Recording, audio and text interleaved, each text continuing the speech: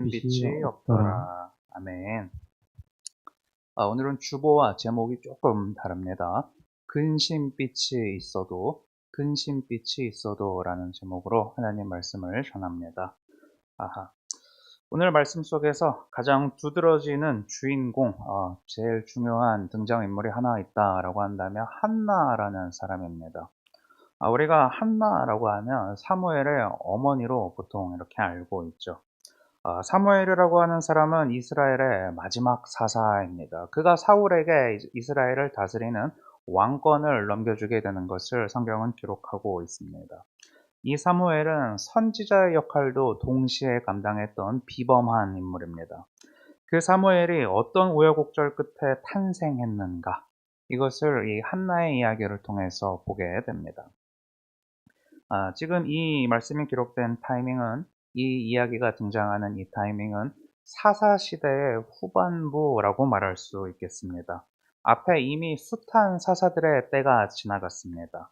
그런데 사사기의 끝에 성경이 정리해 주는 것처럼 이 사사시대를 한마디로 정리하면 이스라엘 백성이 자기들의 소견을 따라서 하나님이라고 하는 왕이 있음에도 불구하고 사실은 하나님을 인정하지 않고 살아갔던 시대다라는 말로 성경은 그 시대를 평가하고 있습니다.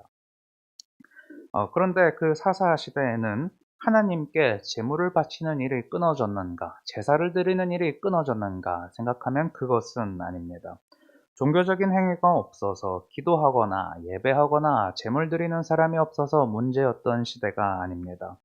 그 시대를 성경이 암울하게 평가하는 것은 하나님을 왕으로 섬긴 사람이 없기 때문이었기 때문입니다. 그 시대의 끝에 오늘 우리가 읽은 사무엘상이 시작하고 있습니다. 레위 지파의 사람 엘가나 이제 대해서 이제 기록이 되어 있는데, 이 엘가나라고 하는 사람은 역대상에 그 가족의 족보가 자세히 나와 있는 레위 사람입니다. 레위 지파의 사람이었지만 어떤 일인지 레위인의 직무를 지금 맡고 있지는 않습니다. 단지 에브라임 산지에서 살아가는 어느 가정의 가장으로 등장합니다. 이 사람에게는 두 아내가 있습니다. 한 명은 한나이고 또 다른 아내 하나의 이름은 브닌나입니다. 제가 어릴 때 어머니께서 성경 만화 영화를 자주 이거저거 보여주셨는데 그 중에 하나는 사무엘 이야기가 있습니다. 그런데 아직도 생각나는 것이 사무엘은 생각이 안 나고 한나와 브닌나가 어떤 사람이었는지, 그들을 어떤 그림체로 작가가 그렸는지는 아주 선명하게 기억이 납니다. 한나는 좀 예쁘고 누가 봐도 착하게 생겼습니다. 그리고 브닌나는 누가 봐도 성격이 좀 나빠 보입니다. 눈도 좀 많이 찢어지고 위로 올라가 있고 좀 말라 있었습니다. 이렇게 그래서 사실 한나가 어떤 사람인지 브닌나가 어떤 사람인지 성경을 통해서 설명을 보지 않아도 그 그림체만 보고도 브닌나는 진짜 나쁜 사람이겠다, 한나는 좀 억울하겠다, 착하겠다라는 생각을 어릴 때 이렇게 그런 확신을 가졌던 생각이 듭니다. 그런데 그렇게 그림체에서 오는 편견을 제외하고 오늘 말씀 속에서 등장하는 한나와 브닌나를 좀 살펴보면 성경 내용상으로도 브닌나가 참 나쁜 사람입니다. 한나가 가장 슬퍼할 만한 부분을 공격하면서 괴롭히는 사람이기 때문입니다. 두 아내 중 한나에게만 아이가 없었고 브닌나는 있었습니다. 이스라엘은 우리가 성경 곳곳에서 보면 알 수 있는데 족보가 아주 중요합니다. 나중에 나라가 흩어지면서 이 족보도 이렇게 많이 상실되긴 하지만 이 이스라엘 사람들은 혈통을 너무나 중요하게 생각해서 심지어 지금도 이스라엘 사람들은 내가 혈통상 아브라함의 후손이다라는 사실을 너무 자랑스럽게 생각하는 그런 민족으로 남아있는 것을 보게 됩니다. 그래서 이스라엘 사회에서는 족보를 이어가는 아들을 낳는 것은 굉장히 중요한 문제였습니다. 옛날이었으니만큼 더 했겠죠. 한나에게는 그 아들이 없었으니 족보가 중요한 시대에 큰 약점을 가지고 있었다라고 말할 수 있습니다. 참 안타까운 상황이죠. 그런데 심지어 다른 아내 브닌나는 인성도 나쁜 사람이라서 한나가 괴로울 수밖에 없는 그런 그림이다라고 생각할 수 있겠습니다. 한나가 참 불쌍하다라고 이렇게 말하고 끝내도 되는데 성경을 조금 천천히 읽어보면 브닛나가 그 한나 옆에 있었기 때문에만 힘든 것은 아닙니다. 브닛나 이전에 어떻게 보면 더 나쁜 사람이 하나 있습니다. 한나가 괴로울 만한 토대를 마련해 준 그런 사람인데, 그 어떤 의미에서는 제일 못난 이 사람이 누구냐면 남편입니다. 엘가나라고 하는 이름을 가진 이 사람은 아내를 일단 둘이나 둔 사람입니다. 하나님께서 한 아내를 두고 한 남편을 두라고 하신, 일단 거기서 어긋나 있는 그런 사람입니다. 분쟁의 소지를 일단 이 엘가나가 만들어 놓았습니다. 그러더니 절기 제사를 드리고 남은 고기를 내가 더 사랑하는 한나에게만 갑절로 주는 그런 일을 합니다. 이게 그냥 읽고 넘어가면 한나에게 사랑을 표현하는 스윗한 남편이었구나 싶지만, 브닛나와 한나의 관계를 생각해 본다면 한나가 더 힘들어지겠다라는 생각도 하게 되는 것입니다. 심지어 성경에는 브닛나와 그 자녀들에게는 더 적은 것을 줬다고 되어 있습니다. 그러니까 브닛나와 그 자녀들이 한나를 바라보는 눈빛이 어땠겠습니까? 저 여자만 없었으면 우리 엄마가 사랑받았을 텐데, 우리 아버지 엘가나가 우리에게 좀 더 관심을 가졌을 텐데 라는 생각을 얼마든지 했을 수 있겠죠. 우리가 이스라엘에 더 앞서 있는 조상들로 잠깐 거슬러 올라가 보면 여러 아내를 두는 가정이 순탄하게 흘러간 역사가 없습니다. 아브라함도 그렇고요, 야곱도 그렇고 그 가정 안에 슬픈 역사들을 담고 있는 것을 보게 됩니다. 야곱의 경우에는 정말 오늘이랑 참 비슷하게 두 아내를 두어서 이제 문제가 되죠. 두 아내 중에 라헬을 야곱이 특히 이렇게 사랑했던 그 결과는 엄마가 다른 아들들 간의 심각한 갈등으로 나타났습니다. 그 갈등은 너무나 심각한 것이어서 어떤 아들 하나를 죽음으로 끌고 갈 만한 갈등이 되었습니다. 어떻게 되었든 간에 남편들이 이렇게 조금 멍청하게 자신들의 필요를 따라서 하나님의 뜻이 아닌 편을 선택하면서 산 결과가 가정 안에 끼치는 영향이 얼마나 끔찍한가를 보여줍니다. 그리고 시간이 지나서 이렇게 사사시대가 되었을 때에 여러 아내를 둔 가정에서 똑같아 보이는 갈등이 다시 한번 반복되는 것입니다. 등장인물만 엘가나, 한나, 브닛나로 이렇게 바뀌어 있는 것입니다.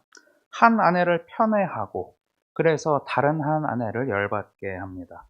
브닛나도 얼마나 많이 섭섭했을까라는 생각도 한 3번, 4번 읽으니까 저는 좀 들더라고요. 심지어 브닛나 입장에서 나는 자식도 낳아줬는데 내가 없었으면 엘가나 가문의 족보도 끊겨서 엘가나가 이스라엘 사회 안에서 수치스러운 사람이 될 텐데, 한나 뒷공무니만 따라다니는 엘가나가 얼마나 원망스러웠겠습니까? 브닛나도 브닛나 입장에서 엘가나나 한나가 미워할 만한 이유가 있었다라는 이야기입니다. 그래서 오늘 등장인물 중에는 엘가나도 그렇고 브닛나도 그렇고 다 참 아쉬운 사람들이다라는 생각을 하게 됩니다. 이렇게 엘가나와 브닛나가 못났다라는 걸 생각하고 나면 상대적으로 한나가 더 불쌍해 보입니다. 남편은 지혜가 없고 그 하나 더 있는 아내는 당연히 자기를 미워합니다. 그래서 이 한나의 모양을 보면 더 한나에게 마음이 쓰입니다. 하나님께 화목제물을 드렸지만 이 엘가나 가문이 가족이 함께 실로에 올라가서 하나님께 절기에 따라서 화목제물을 드렸지만 한나의 마음은 전혀 절기에 집중이 안 됩니다. 기쁘지도 않고 그 고기는 더더욱 먹기가 싫습니다. 그냥 자기가 처한 이 현실이 감당이 안 돼서 너무 괴롭고 슬퍼서 하나님 앞에 통곡하는 모양으로 나오는 것이 여기 이 불쌍한 아내 한나입니다. 우리가 많은 경우에 안 하던 모양으로 기도를 하게 될 때가 있습니다. 오늘 한나의 기도 모양을 보시면 독특하거든요. 문설주 옆에 있었다 그러고 엘리 제사장의 눈에 좀 이상해 보일 만큼 흐느끼면서 기도했다라고 이렇게 나오죠. 뭔가 좀 일반적이지 않은 모양으로 기도를 했다라는 이야기인데, 이렇게 사람들이 기도하는 경우는 거의 이유가 비슷합니다. 일단 지독하게 괴롭고 슬퍼야 이렇게 기도하게 됩니다. 너무 기뻐서 예배당 구석 바닥에 쭈그려서 흐느끼면서 한참을 기도하는 사람 본 적이 있으십니까? 너무 기뻐서 날아갈 것 같아서 본당 앞에 쭈그려 앉아서 1시간, 2시간 하나님 찬양하는 사람 본 적이 있으십니까? 눈물 흘리면서 기도하는 사람 본 적이 있으십니까? 잘 없습니다. 남 이전에 스스로 생각해봐도 잘 없습니다. 그런데 감당하기 힘든 슬픔이 오면 누가 안 시켜도 간절한 마음이 생깁니다. 어디서도 내가 위로를 얻지 못하고 힘을 얻지 못한다라는 것을 절감할수록 안 되겠다. 이렇게 있으면 안 되겠다. 하나님 앞에라도 나가야겠다라는 생각이 듭니다. 엘가나 같은 조금 이렇게 좀 멍청하지만 나를 생각해주는 사람이 주변에 있어서 위로를 줄 수도 있습니다. 그런데 그걸로는 위로가 안 되는 겁니다. 충분하지가 않습니다. 그러다가 보면 하나님 앞에 가서 기도해 봐야겠다 하는 마음이 들고 교회로 오게 됩니다. 새벽이나 수요일 예배 혹은 예배가 없는 본당이 비어있는 빈 시간에 하나님 앞에 나와서 슬픈 마음을 이렇게 토로하고 이렇게 기도하게 되는 그런 순간들이 이제 슬플 때 주로 나타납니다. 그렇게 한나와 같이 하나님 앞에 어떤 그 슬픈 감정을 가지고 나와서 기도할 때 우리 기도의 내용을 한번 돌아보시면 내가 너무 슬프다라는 이야기가 한 8, 90% 차지하는 것 같습니다. 어디에도 위로가 없고 내가 이 슬픔을 스스로 걷어낼 수도 없고 내가 너무 초라하고 수치스럽고 부끄러워서 하나님 어떻게 안 되겠는데요? 하나님 좀 도와주세요 라는 기도를 하게 됩니다. 한나의 경우에는 그가 슬퍼하고 그가 초라하는 그 원인이 이런 것이었죠. 남에게 있는 것이, 당연히 있어야 하는 것이 나에게는 없다라는 게 한나의 슬픔의 이유였습니다. 내가 누군가의 아내가 되어서 살아가기에 반드시 있어야 하는 게 나에게 없다. 그리고 내 원수가 그것을 가지고 나를 괴롭힌다라는 게 한나의 슬픔의 원인이었습니다. 다른 걸로는 이게 메꿔지지가 않는 겁니다. 가장 좋은 투플러스 소고기를 먹어도 이거를 대신할 수가 없습니다. 그 좋은 남편이 사랑을 해 주어도 이 한나의 결핍이 어떻게 해결이 되지를 않는 겁니다. 족보를 이어갈 수 있는 자식, 그게 아니면 어떤 걸로도 오늘 한나의 슬픔은 이렇게 바뀔 수가 없는 그런 것입니다. 아, 당연히 있어야 할 것이 내게 없다는 그 초라한 사실 때문에 심지어 그것도 슬픈데 다른 원수가 그거를 찝어서 나를 괴롭히는 그 상황에서 여러분은 그거 견디실 수 있겠습니까? 저는 못 견딜 것 같습니다. 내가 제일 수치스러워하는 부분을 내가 제일 싫어하는 사람이 이렇게 들춰서 그것을 가지고 내 비참함을 지적한다면 내 갖지 못한 것을 들춘다면 견디기가 힘들 것 같습니다. 그때 보통 어떻게 하게 될까요? 화를 내겠죠. 소리 지르거나 싸우거나 욕할 것입니다. 그게 아니면 주변에 돌아다니면서 내 마음을 아프게 한 사람의 욕을 할 것입니다. 비방할 겁니다. 여러분이 한나라면 분인나에 대하여서 혹은 엘가나에게 얼마든지 그런 식으로 화내거나 비방할 수 있지 않겠습니까? 저 분인나라는 사람이 얼마나 악한지 저 사람 진짜 못났다고 저 사람도 하나님 믿는 사람이라고 말하고 다니는데 내 생각엔 믿음 하나도 없다고 그렇게 그 정도라도 욕하고 다니지 않겠습니까? 그런데 그렇게 화를 내거나 욕하거나 비방하면 속이 조금은 괜찮아지는 게 있는 것 같기도 합니다. 악을 악으로 갚을 때의 약간의 시원함이라는 것이 우리의 나쁜 본성 안에 조금 있는 것 같습니다. 하지만 오늘 한나가 그렇게 하지 않죠. 오늘 성막 문턱에서 마치 취한 여자처럼 엎드려서 흐느끼며 내가 슬픕니다 하나님이라고 말한 게 한나입니다. 슬픔을 하나님께 아뢰는 선택을 한 것이죠. 여기까지 있고 우리가 할 수 있는 생각은 야 한나 참 불쌍하다. 그리고 그 상황에서 하나님 앞에 나아간 걸 보니까 그 믿음이 참 기똥차다. 한나가 어려움 가운데 이렇게 믿음의 선택을 했으니 사무엘 같은 아들을 주셨구나 라고 우리가 생각할 수 있고 또 나중에 그만한 믿음이 있으니 아들을 또 하나님께 드릴 수 있었구나 라는 생각도 할 수 있습니다. 그런데 조금 정직하게 말해서 오늘 이 한나가 기도하는 동기를 살펴보면 한나가 누구를 위해서 기도하고 있는 것 같으십니까? 누구를 위해서 하나님의 특별한 기적과 능력을 구하고 있는 것 같으십니까? 한나는 오늘 하나님의 선한 뜻, 하나님의 계획이 무엇인지 하나도 궁금해하는 사람이 아닙니다. 하나님의 영광, 그런 것을 구하는 기도를 전혀 하는 사람이 아닙니다. 슬픈 일이 있는데 내가 크게 잘못한 것도 없는데 비참하고 수치스러운 형편에 제가 처해 있습니다, 하나님. 이라고 말하는 게 오늘 한나입니다.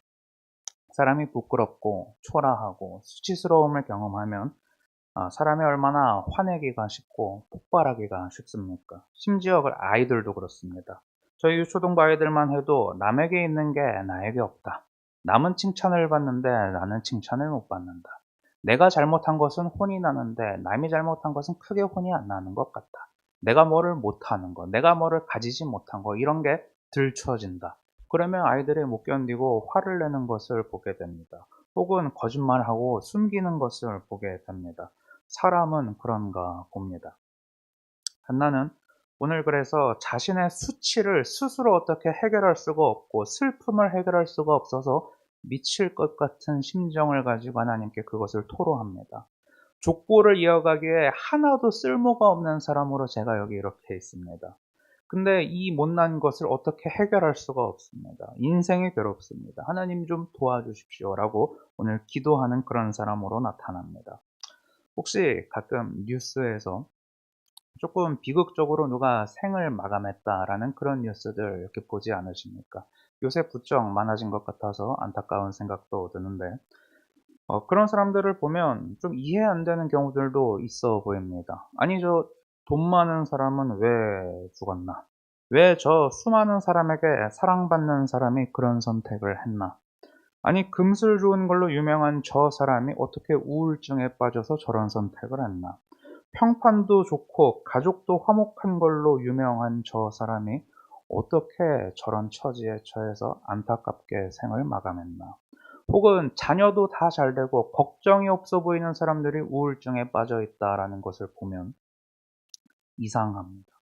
왜 저런 선택을 하게 되었을까? 왜 저렇게밖에 되지 못했을까? 제 또래를 예를 들어서 생각해 보면 남부럽지 않은 회사에 들어가서 인정을 받았습니다. 외모며 스펙이며 인성이며 부족한 게 없습니다.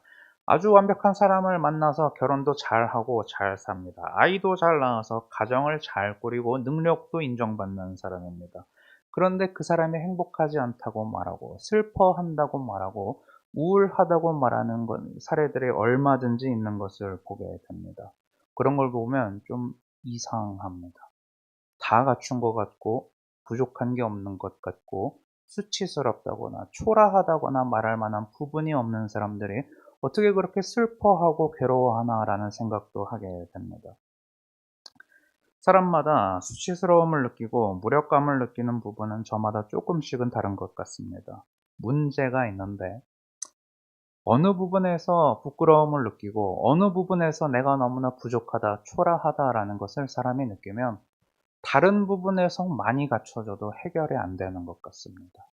그 부분이 해결이 안 되면 사람에게 주어지는 초라함과 슬픔이 다른 것으로는 그 갈증이 풀리지를 않는 것 같습니다. 그래서 우리 눈에 다 갖춘 사람도 작은 것으로 우울증에 빠지는 것을 보게 되고, 다 갖춘 것 같은 사람도 행복하지 않다고 나는 불행한 사람이라고 말하는 것을 보게 되는 것 같습니다. 한나의 기도는 그래서 우리랑 비슷한 겁니다.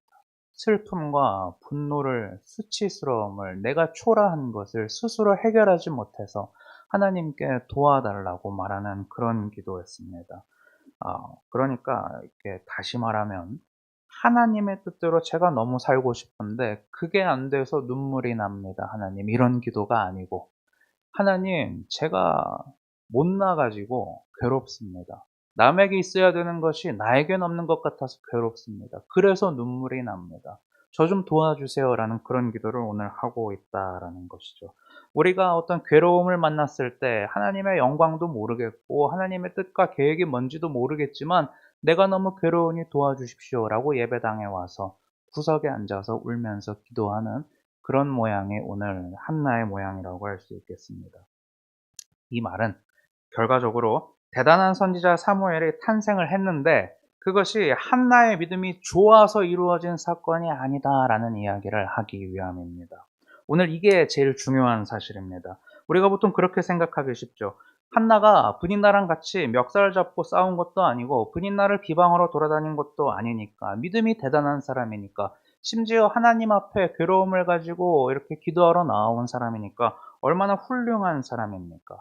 하나님이 그런 한나를 불쌍히 여겨 주셔서 사무엘을 주신 것 아니겠습니까? 라고 우리가 생각하기 쉽지만, 그리고 그것이 틀린 말도 아니지만, 우리가 수치를 가리워 달라고, 슬픔을 해결해 달라고, 초라함을 어떻게 좀 해결해 달라고, 내 괴로움을 하나님 해결해 달라고 하는 그 기도가 썩어가는 이스라엘을 붙드는 마지막 사사 사무엘을 탄생시켰다고 생각한다면 그것은 오산이다라는 이야기입니다. 한나가 사무엘을 바친다고 한 것은, 잘 보시면 제 이 수치스러운 것만 하나님이 해결해 주시면 제가 뭐든 하겠습니다라는 이야기입니다. 내 기도를 들어주신 하나님께 그 아들조차도 드리겠습니다라는 간절함의 표현을 보고 있는 것입니다. 하나님께서 아들을 바치라 하신 적이 없습니다. 혹은 하나님께서 너의 자녀를 내가 받는 것을 좋아한다라고 한나에게 말씀하셨다는 기록도 없습니다. 그러니까 한나는 오늘 하나님의 기쁨을 위해서, 하나님의 뜻을 위해서 아들을 주십시오, 그 아들을 바치겠습니다 라고 말하는 게 아니다라는 이야기입니다. 오늘 그러니까 좀 안타깝지만 엘가나도 그렇고요, 브닛나도 그렇고요, 우리에게 당연한 믿음의 인물이라고 생각했던 한나조차도 생각했던 것만큼 탁월한 믿음의 본이 될 수 있을까라는 이렇게 궁금점을 우리에게 남깁니다. 그 기도의 내용이 그거를 이렇게 이야기해 주죠. 그러면 도대체 이 말씀에서 우리는 뭘 보면 되겠습니까? 하나님이 이 사건을 왜 기록하셨을까요? 그냥 너무 암울한 이야기 아닙니까? 이 중에 누구도 제대로 된 믿음의 사람이 없었다라는 걸로 이 이야기가 끝난다면 그냥 이거 왜 읽을까요? 라는 질문을 얼마든지 하게 됩니다. 사사시대를 성경에 기록한 하나님의 목적 가운데 하나는 하나님을 왕으로 삼지 않고 살아가는 인생들의 비참함을 보여주시는 것입니다. 하나님의 백성이라고 서 있고 제사 드리고 살아가는 인생들의 삶 가운데 사실은 하나님이 왕이 아니시다라는 것을 보여주십니다. 하나님이 아니라 나를 위해서 분노하고 나를 위해서 말과 행동이 결정되는 게 당연한 사람들을 보여주십니다. 그게 너희의 삶이 아니냐라는 걸 하나님이 보여주십니다. 죄인의 현실이 그렇다라는 것이죠. 그런데 동시에 이 말씀을 볼 때에 하나님이 우리에게 주신 은혜 한 가지는 우리의 비참함을 발견하는 것뿐만 아니라 하나님의 아주 신비한 일하시는 방식을 보게 하시는 것이 있습니다. 사사시대의 끝에 하나님을 왕으로 삼지 않고 살아가는 하나님의 백성들, 좀 이상하죠.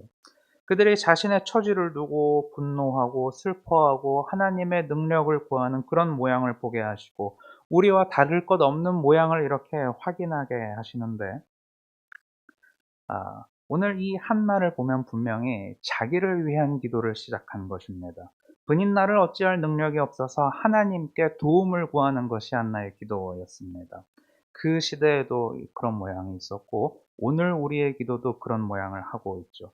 내 형편과 감정이 우리 기도의 정직한 동기가 될 때가 너무나 많다라는 사실입니다.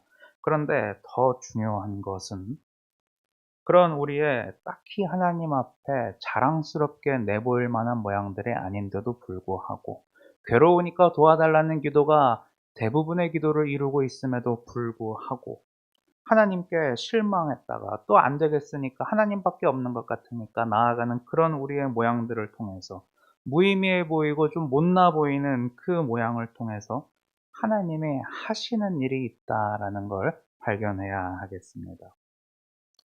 한나의 입장에서 한나가 잘해서 사무엘을 얻은 것이 아닙니다. 하지만 하나님은 분명히 한나에게 사무엘을 주신 것도 사실입니다. 사무엘이 하나님 앞에 나중에 멋진 사사로 서게 되지요. 그것은 한나의 공로가 아닙니다. 단지 한나에게 하나님께서 사무엘을 허락해 주셨습니다. 그 사무엘이 멋진 사사로 선지자로 자라는 것을 하나님이 허락해 주셨습니다. 한나는 분명히 나를 위한 기도를 했는데 하나님은 이스라엘을 건져내고 이스라엘을 붙드시는 사사를 그에게 허락해 주는 것을 보게 됩니다. 하나님의 뜻이 나타나는 것이 성도의 인생과 아주 밀접하게 연결되어 있다라는 것을 보여주십니다. 다시 말하면 하나님은 못난 인생을 내버리시지 않고 사용해 주십니다. 한나의 믿음이 그때 이스라엘 중에서 제일 좋은 사람이었을까요? 모르는 일이지만 우리가 한나에게서 원인을 찾으면 안 됩니다. 하나님이 이스라엘에게 사사를 허락해 주시고 사무엘이라고 하는 사람을 멋지게 자라게 하셔서 말씀대로 이스라엘을 이끌게 하신 것은 한나에게 원인이 있지 않습니다. 한나에게서 원인을 찾고 한나의 믿음에서 원인을 찾게 되면 우리는 결국 스스로뿐만 아니라 옆에 있는 사람에게 너는 왜 한나 같은 모양을 하지 못하냐? 그러니까 하나님 일 안 하시지. 라는 날카로움을 만들어낼 수밖에 없습니다. 그것이 하나님의 오늘 말씀을 통해서 뜻하시는 바가 아닙니다. 이 성경 말씀을 오늘 읽는 사람은 나 같은 사람을 통하여서도 하나님은 뜻하신 바를 이루고 마신다라는 것을 기억하는 게 가장 중요합니다. 이게 확인이 될 때 우리는 하나님을 정말로 찬양하게 됩니다. 나는 문제가 있는데 내 문제 있는 인생 속에서 하나님의 뜻이 나타난다. 이 못난 인생 반복되는 내 과정과 모양을 다 아시는 하나님이 이것을 알고서도 내 앞에서 하나님의 뜻과 계획이 이것이다라는 것을 보여주시고 이루어 가신다라는 것을 확인할 때 비로소 하나님 앞에 감사하게 됩니다.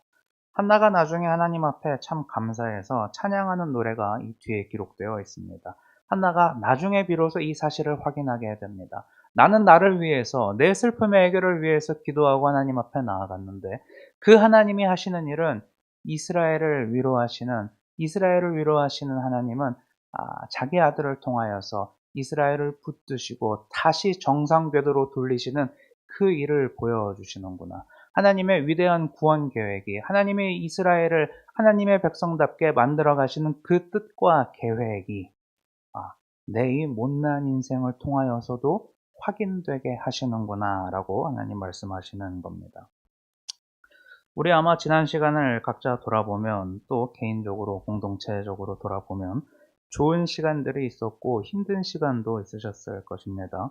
그런데 앞으로도 좋은 때가 있을 거고 힘든 때도 있을 겁니다.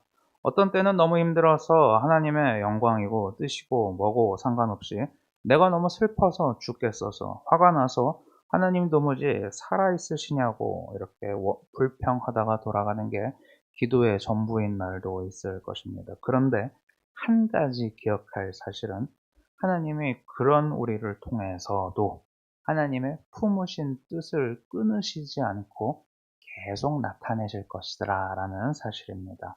이 세상에 우리 못난 사람들의 인생을 통하여서도 하나님의 뜻과 계획이 구원이 계속해서 나타난다라는 사실입니다. 구원의 은혜를 받은 사람들, 복음을 품고 있는 백성들을 두고 바울은 보배를 품었다라고 이야기합니다. 고린도후서 4장을 잠깐 보시면 이렇게 말합니다. 제가 먼저 여러분이 번갈아서 읽도록 하겠습니다. 우리는 우리를 전파하는 것이 아니라 오직 그리스도 예수의 주 되신 것과 또 예수를 위하여 우리가 너희의 종된 것을 전파하니라. 어두운 데에 빛이 비치라 말씀하셨던 그 하나님께서 예수 그리스도의 얼굴에 있는 하나님의 영광을 아는 빛을 우리 마음에 비추셨느니라. 우리 7절 같이 읽겠습니다.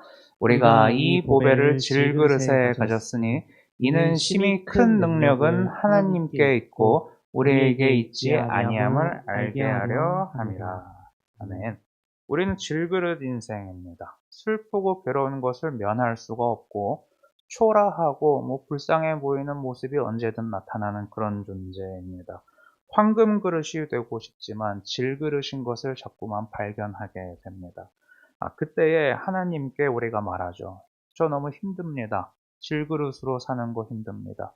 좀 뭐 금그릇은 아니라도 은그릇처럼 좀 만들어 주시면 안 됩니까? 아니면 질그릇 중에라도 좀 괜찮게 해 주시면 안 됩니까? 최소한 한나의 입장에서 자식 하나 정도는 주실 수 있는 거 아닙니까? 라고 이렇게 우리가 기도하게 되죠. 그런데 그때 하나님께서는 내가 질그릇인 것을 확인시켜 주십니다. 사회적으로 심지어 교회 안에서 신앙적으로도 내가 이가 나가고 흠이 많은 그런 질그릇이다라는 것을 오히려 선명하게 확인시켜 주십니다.